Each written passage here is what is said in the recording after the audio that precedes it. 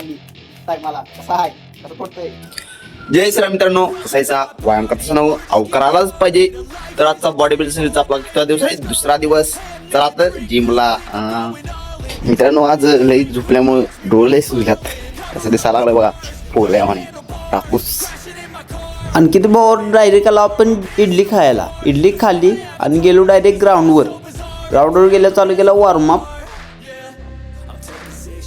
Warm up झाला आणि म्हणलो जरा थोडं रनिंग करूया.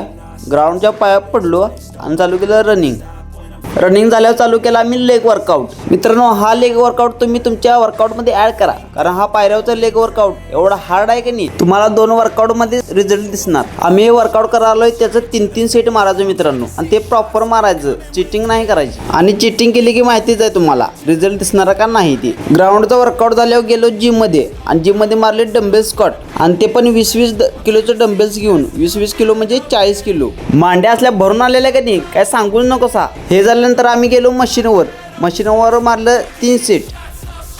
त्यानंतर चालू केला शोल्डर वर्कआउट. मित्रांनो आम्ही दर दिवशी 2 पार्टचे वर्कआउट करतो. तुम्ही कमेंटमध्ये नक्की सांगा तुम्ही किती पार्टचे वर्कआउट करताय. आणि नुसतं वर्कआउट बघू नका सा, आपल्या चॅनलला फॉलो पण करा, कारण तुमच्या एका फॉलोमुळं आम्हाला नवीन व्हिडिओ करण्यासाठी प्रेरणा भेटते. वर्कआउट झाल्यावर आम्ही गेलो डायरेक्ट रूमवर. हे बघा नुसती अंडी खातो. हे बघा खा की का आता 10 अंडी सांग मला कसा आहे कसं पडतंय. बघा ह्या आहेत आपल्या 4 चपाती बकासूर खाना.